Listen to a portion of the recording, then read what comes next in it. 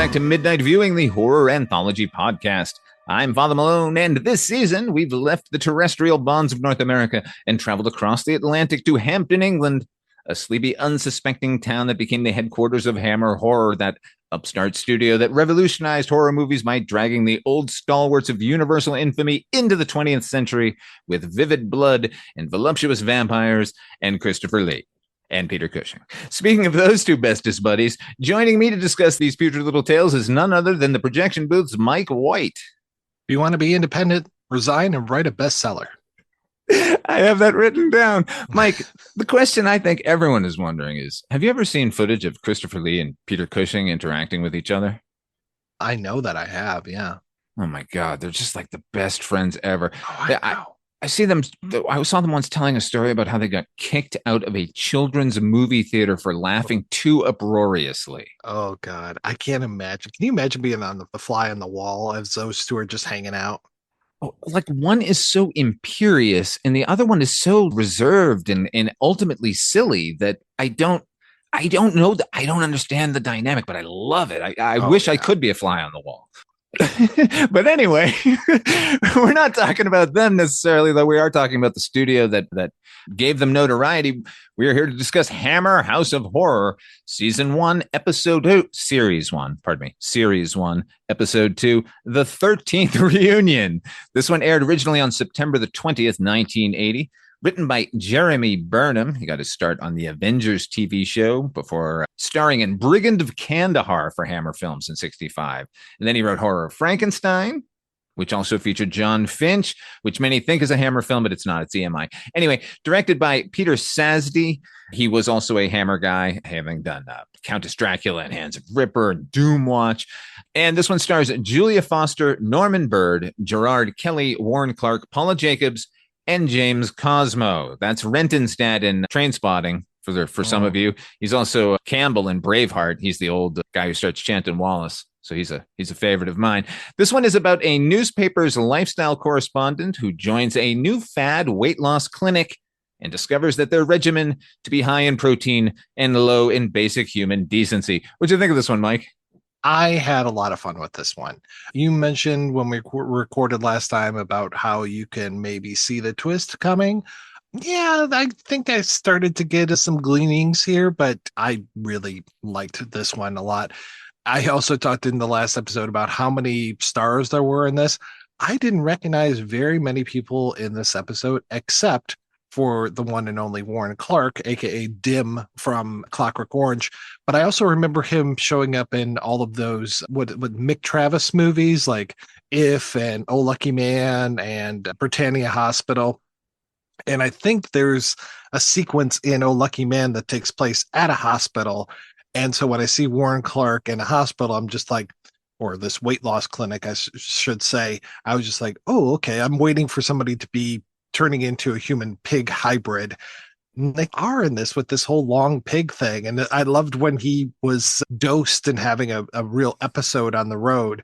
Yeah, I really enjoyed this one. I found it, again, so many twists and turns and just a lot more than I expected from an hour-long TV program.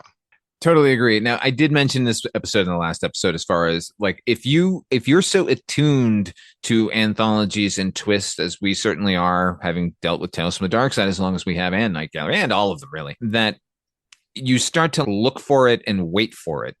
Nevertheless, I agree with you. This one, it's obvious. It was obvious to me. Weight loss clinic, and they're hacking up corpses that we're going to be eating somebody at some point. But that doesn't matter because how we get there is so interesting, and it does keep you guessing.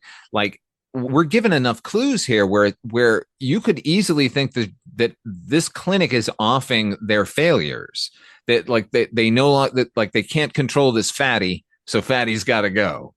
And that would be like completely acceptable as a plot line, but it does kind of keep you guessing the whole time. I will say she is a fucking terrible reporter, though. Yes, she is. Yeah, she is. She kind of reminds me of the main character in speaking of Brian De Palma from last episode, Brian De Palma's sisters, and when she shows up at the asylum there and just immediately, oh gosh, why am I blanking on the Phantom of the Paradise? William Finley. William Finley is just, oh yeah, Glenda, let's get you back to bed kind of thing. It's just, I'm not Glenda. Yeah, you're pretty terrible, like your investigative skills. So yeah, it's interesting that this is a investigation. I'm always curious as far as to see detective stories with people that aren't professional detectives. But I'm going to break this story. This is going to be huge. And I'm going to be this big reporter, and keeps digging and digging and digging and finding more stuff. But ultimately, it's going to be her downfall. Real quick, one of the most interesting things about this whole episode for me is one of those earliest shots in this episode where they show, you mentioned in the last time we recorded, that they will pick up shots from London. We've got Fleet Street here. That shot from across the street, and I see a Dunkin' Donuts, and I'm just like, they have Dunkin' Donuts in England? I never thought about that. That's where Sweeney Todd got his start. Dunkin' Donuts, making the donuts early in the morning.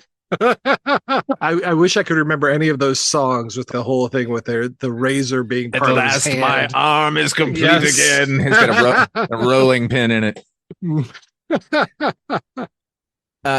This cast is fucking crazy, man. Like James Cosmo obviously is the one still working to this day, but not to be outdone, Julia Foster, our lead here, like back in the 60s, she's in The Loneliness of the Long Distance Runner. Yeah. She was in Alfie. As recently as 2020, she was on Doctor Who. So she's still out there fucking killing it. And yeah, you mentioned Gerard Kelly, or was it Gerard Kelly? No, Warren Clark. Warren Clark. I'm sorry, as Dim, obviously. He's great in this. Amazing in this, yes. Oh my God. Clearly, in my mind, he's Dim from Clockwork Orange, the brutish fucking lout. And he's so sweet here. Oh, and yeah. then when he's having his hallucinations and his doppelganger shows up next to him, it was horrifying. Well, that was the thing too. You're talking about twists and things. I'm just like, oh my God, did they give him something that's going to break him apart into two people, like a Jekyll and Hyde potion or something? I had no idea what was going on with that. And I was there for it. Yeah, it really did keep you guessing. Look, maybe I'm being flippant in saying that I knew where it was going, but like this one was, even if they had said at the beginning, we need you to go investigate these people, we think they're cannibals, I still would have been like, what's happening next? Because it's so fleet of foot. She is, though, a terrible, terrible investigator. There's a moment late in the episode where she has a Confederate who's working at the funeral parlor where they're doing the butchering, and she interviews him in front of their building, in front of an open window where one of them is watching. Yes. Yeah. Yeah. Yeah. And I'm just unfamiliar with this lead actress. Like, I haven't seen as many kitchen sink dramas as I probably should. I still haven't seen Loneliness of the Long Distance Runner, even though I think this shows you how long I've had this. I think I still own this on VHS and still haven't watched it. So I need to sit down and watch that movie sometime. You should watch it. You'd like it, man. Yeah. Is it one of the angry young men kind of thing? Absolutely. Okay. Yeah, it's that whole cycle of British rancor. Yeah, it was weird. I've only seen like one of those older films. I think I saw The Luck of Ginger Coffee, and that was just because Irving Kershner was a guest at the Toronto Film Festival, so they were bringing back some of his early stuff. And Irving Kershner's right there with Robert Shaw, I think, is Ginger Coffee, and yeah, that was definitely a very angry young man. We had some Day for Night in this episode, and that really made me mad. Why were you angry about that?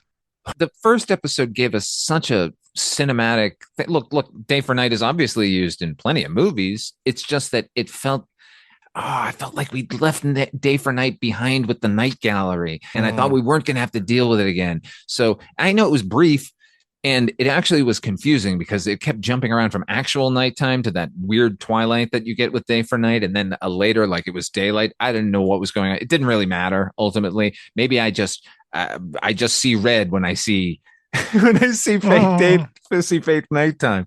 Hated that. Anyway, the first time that they show Warren Clark when he's out in the audience and they're shaming that poor woman, oh my God, that was horrific.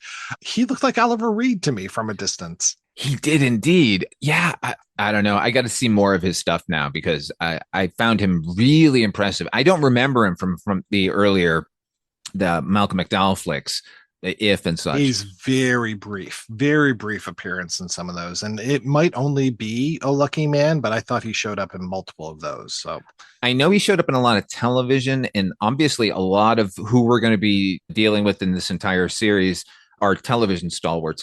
So I do need to look a little bit more into those. But you brought up this segment where they're shaming that girl in front of that class. And that brings us to our latest segment. Was Brian De Palma in England in 1980? I'm a director, essentially, and I can direct anything. Ghostbusters, Terms of Endearment. That scene just reminded me of fucking Body Double when Craig Wasson is up in front of the class being shamed.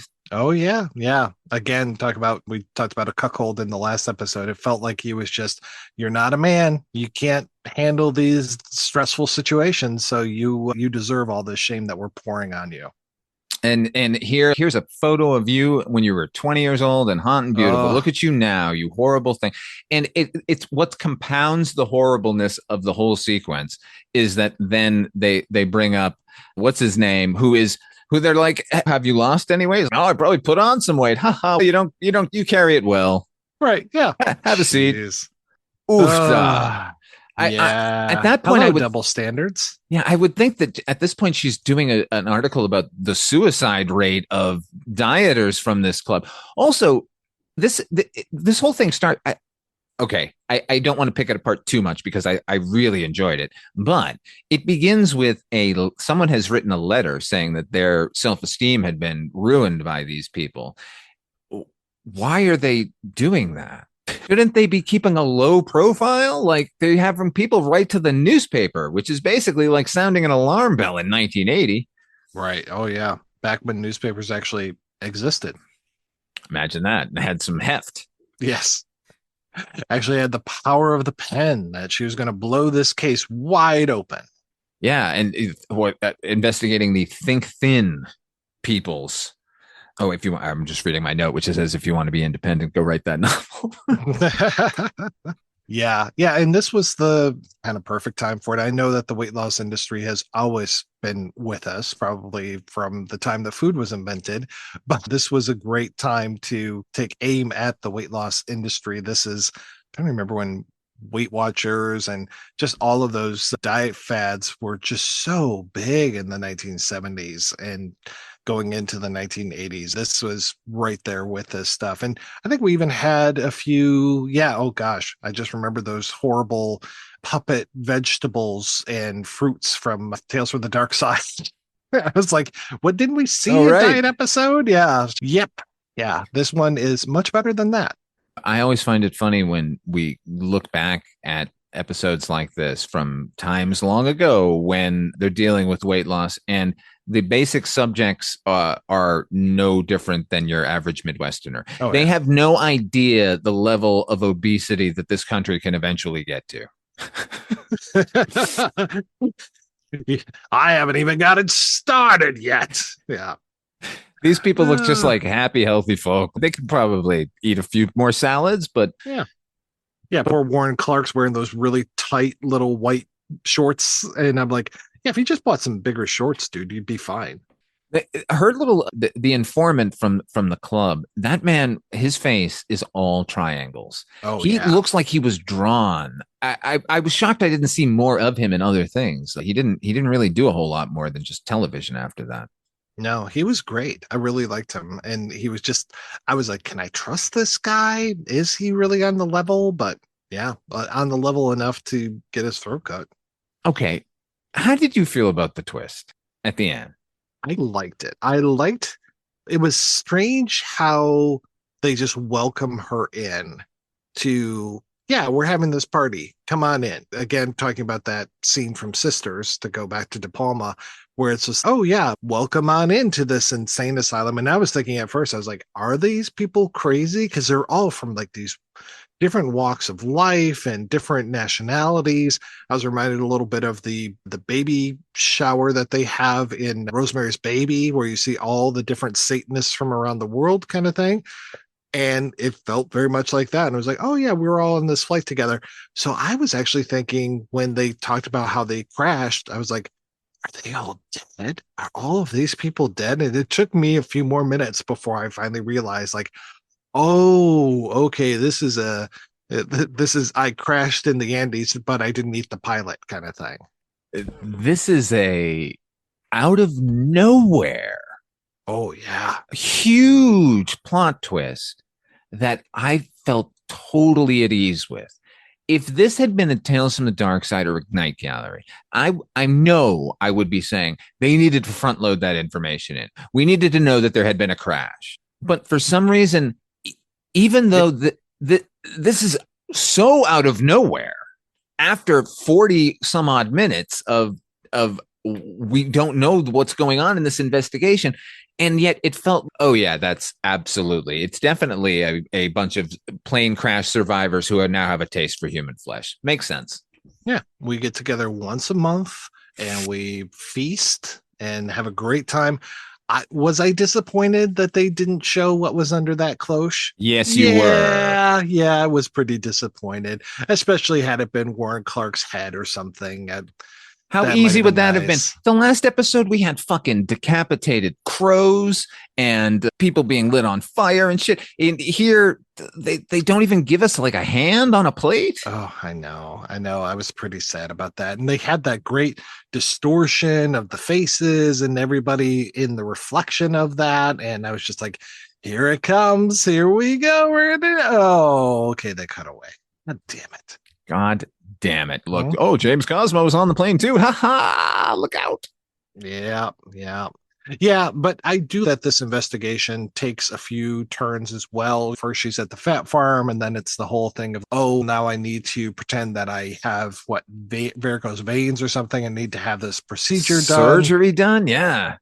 I thought for sure they're going to do some surgery on her, and we're going to have her walking around with one leg for the rest of this episode. Glad we didn't go there, but yeah, I was really expecting something else than this. And when that happened, to your point, I was there with it. I stayed on this. Wasn't one of those twists and turns where I just flew off the roller coaster. Yeah, it kept making these incredible lefts, and it kept feeling, oh, okay, now we're here. Had I seen this when I was like 10 years old, I probably would have flipped the fuck out. Yeah, I'm glad this series came to me late in life, because I know how badly Dark Side fucked me up. This would have. Oh God, yeah. This is movie quality. This is all bets are off. We're going to swear. We're going to show nudity. We're going to show gore if we so choose. Yeah, I would have been sitting there as a 15, 16-year-old going, I saw this thing, and it was this woman who's doing this investigation, and then at the end, she's with all of these cannibals around a table, and I wouldn't have believed it. And I'm now watching it, and especially with the very end of it, the very end shot, wow, I was taken aback in a great way. There were certain series like that, certain episodes, right? You would see them and you tell all your friends and they'd be like, you're a fucking liar. That was not on TV. Like, this entire series qualifies in that regard. Yeah, we're 2 episodes into this 13 episode series. I have to watch myself with this, and I am really excited for where we go. I know the image that comes up when I watch these on Plex has Denham Elliott on that image, and so I'm just like, him, Peter Cushing, a few other folks, but I'm just like, ooh, cool, Denham Elliott, and I think that's the next episode, so I'm super excited. Absolutely. In fact, after watching these 2 in a row, knowing that we only have 11 more, I'm already sad. The rest of this can fucking nosedive, and it will be better than the last season of Night Gallery. I'm already wistful for the end of this series. And to your point, join us on our next episode. That is going to be episode 3 from series 1. That is called Rude Awakening, starring Denham Elliott. It's another fucking banger. I've already watched that one. I've watched a lot of the series all in advance, particularly that Peter Cushing one. Holy fuck. Okay. Wow. Yeah, there's a lot of greatness on the way, everybody. Mike, until next time, tell people where to find you. Everything that I do is available over at weirdingwaymedia.com, with the exception of one show that I work on with Chris Dashew, and you stop by occasionally, and as well as our friend Richard Haddam, and that is Rankin on Bond. And you can get that over at the $10 level on my Patreon at patreon.com/projection booth, over at Chris's Patreon at patreon.com/culturecast. And yeah, everything else for free at weirdingwaymedia.com. As for me, you're listening to it midnight viewing. You know what? Actually, let me plug a couple of other shows I show up on. HP, my partner during all of our fests you hear, he has a show called Noise Junkies that I occasionally drop on in that show, but mainly I'm a co-host of his show, Night Mr. Walters, the Taxi podcast. So that's about the television series Taxi. Go watch those and listen to those or something, or I don't know. Anyway, thank you for joining us here at Midnight Viewing. Until next time, something funny. I don't know. The daylight. Daylight.